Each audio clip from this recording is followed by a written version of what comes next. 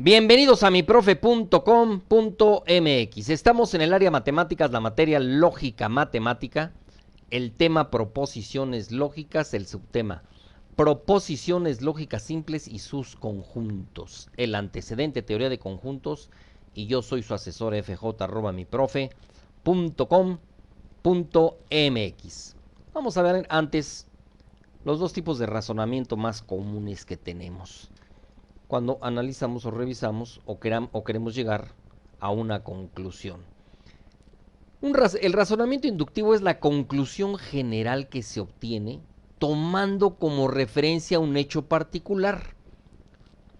Es decir, si tomamos un hecho particular, generamos una conclusión general. ¿Cómo sería el ejemplo? Observen bien el razonamiento inductivo en este ejemplo. Estela es una niña. ¿Cuál sería el razonamiento inductivo? Todas las personas que se llamen Estela son niñas. ¿Sí? ¿Por qué? Porque Estela es una niña. Estamos pasando de un hecho particular, de que Estela es una niña, al hecho general de que todas las personas que se llamen Estela son niñas. Muy bien, vamos a ver ahora cuál sería el razonamiento deductivo.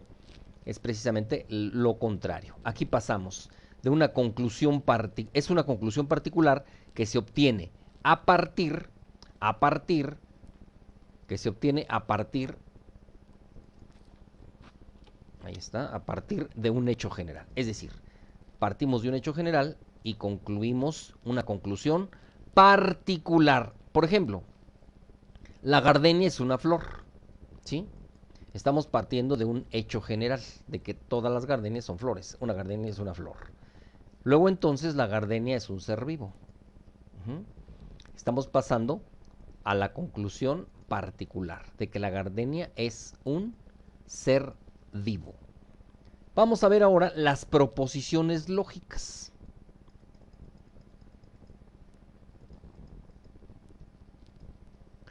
Las proposiciones lógicas son una parte de la lógica matemática y pueden ser falsas o verdaderas, como ya lo habíamos visto en videos anteriores. Una proposición es una expresión verbal o escrita de un juicio y consta básicamente de tres partes: un sujeto, un verbo y un complemento. ¿Sí? Un sujeto del cual se dice algo o él hace algo. Un verbo que indica un estado o una acción. Y un complemento que siempre es referido al verbo. Estas dos últimas también me forman el predicado.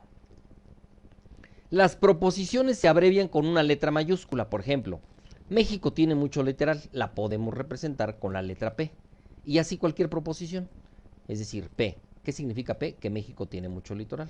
O una Q, que México es un país que le gusta el fútbol, etc. Así podemos representar una proposición. En la proposición P el sujeto es México. ¿Sí? El verbo es tiene.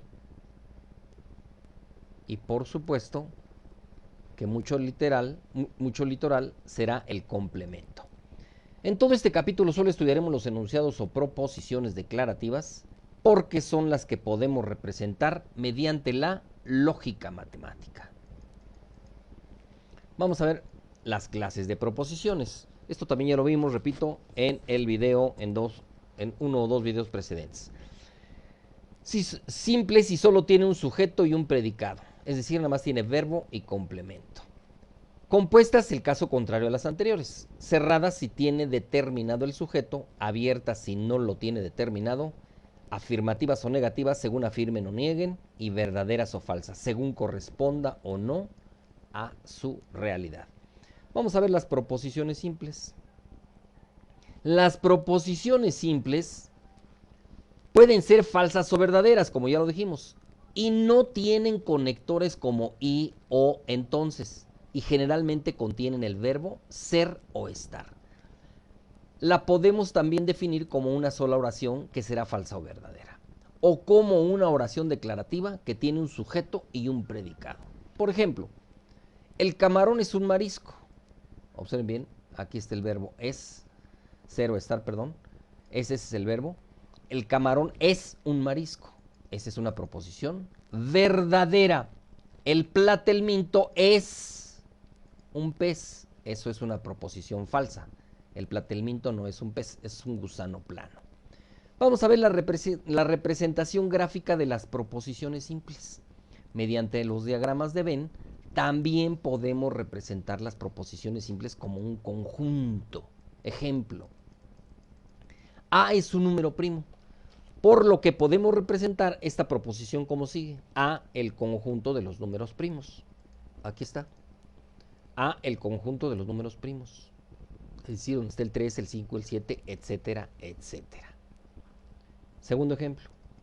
El número 9 es un número natural y lo podemos representar como un subconjunto de los números enteros de la siguiente manera.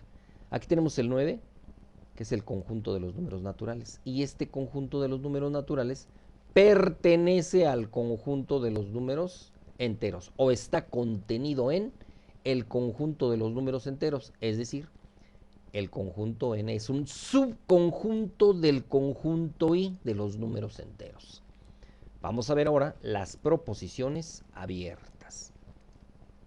Habíamos dicho que son aquellas proposiciones que no tienen determinado el sujeto. Y es aquella que tiene alguna variable y un conjunto de reemplazamiento para ella. Se dice también que las proposiciones abiertas tienen un conjunto de verdad que a su vez es un subconjunto de su conjunto de reemplazamiento. Recordando las definiciones para poder entender mejor estas proposiciones abiertas, vamos a recordar que es el conjunto de reemplazamiento. Es el conjunto que nos proporciona los elementos para reemplazar la variable de una proposición abierta. Y el conjunto de verdad son los elementos del conjunto de reemplazamiento que hacen que la proposición sea verdadera.